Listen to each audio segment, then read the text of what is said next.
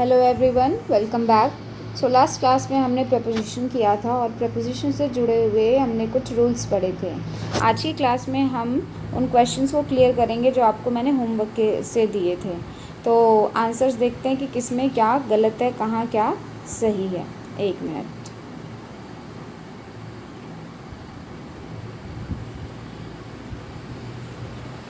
Okay, तो start करते हैं हमारे फर्स्ट क्वेश्चन से। ही टुक लीव फॉर 4 days।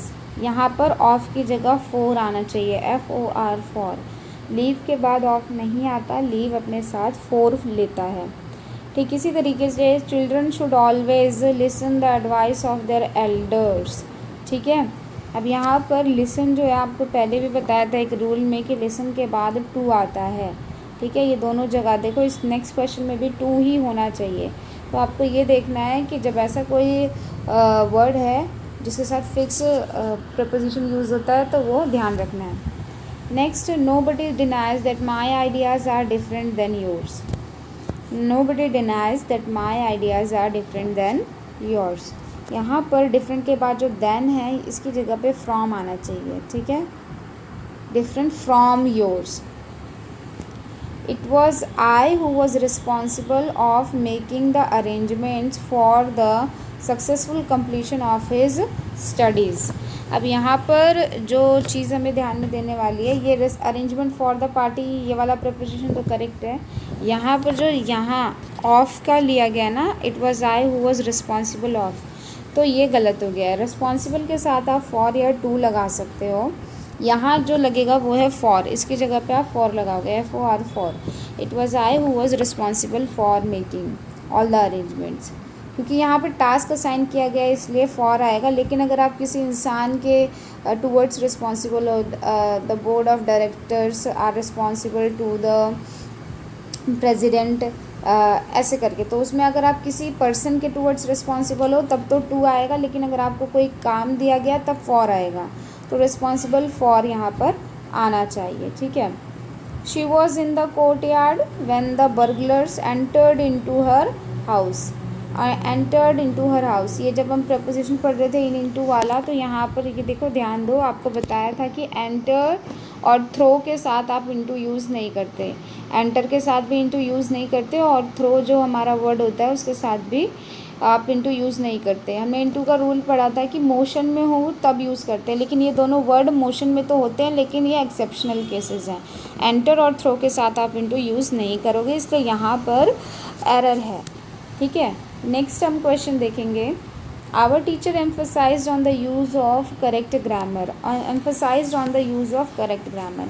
अब यहाँ पर ये चीज़ रॉन्ग हो गई। एम्फोसाइज के साथ आप ऑन यूज़ नहीं करोगे। कुछ केसेस हैं ऐसे जिसमें एम्फोसाइज के साथ ऑन यूज़ किया जाता है, लेकिन वो जब एम्फोसाइज जो है, एम्फोसिस जो वर्ड है वो नाउन की तरह वर्क कर रहा हो तब। यहाँ पे वर्ब की तरह वर्क कर रहा है और इसके साथ ऑन नहीं लगेगा। Our teacher emphasised on, wrong हो जाएगा। ठीक है, our teacher emphasised on the use of grammar, यहाँ पर ऑन नहीं आना चाहिए, ये गलत हो जाएगा। ठीक है, next question.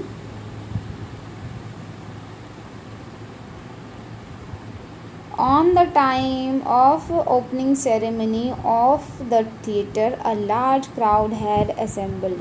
On the time exact के लिए होता है ना, तो यहाँ पर रॉन्ग हो जाएगा, यहाँ पर एट आएगा, at the time. At the time of the opening ceremony, ये चीज़ ध्यान रखनी है आपको। Now, while they were returning from school, a stalker attacked on them with a knife। अब यहाँ पर जो attacked on है, यहाँ पर attacked on, stalker attacked on, ये attacked on wrong हो जाएगा क्योंकि ये verb के तरीके से यूज़ हो रहा है। अच्छा, कई जगह ऐसी भी है जहाँ पर ये यूज़ होता है, अटैक ऑन करेक्ट भी होता है, या तो वो नाउन फॉर्म में यूज़ हो रहा हो या फिर वो एक फ्रेज़ के रूप में यूज़ हो रहा हो। जैसे फ्रेज़ होते हैं ना छोटे छोटे अलग अलग, तो वैसे ही यहाँ पर आई अटैक्ड ऑन अगर फ्रेज़ के रूप में, फ्रेज़ के तरीके से यूज़ हो रहा होता तो फिर आप यूज़ कर सकते हैं, जैसे स्माइल ऑन, है ना, अकॉर्डिंग टू, ऐसे कुछ फ्रेजेस होते हैं। वैसे अगर यहाँ पे ये उस फॉर्म में यूज़ हो रहा होता तो आप अटैक्ड ऑन का यूज़ कर सकते थे, लेकिन यहाँ पर ये रॉन्ग है। Next, the decline of his moral values. Now decline of is wrong, decline in होना चाहिए। जब हम कुछ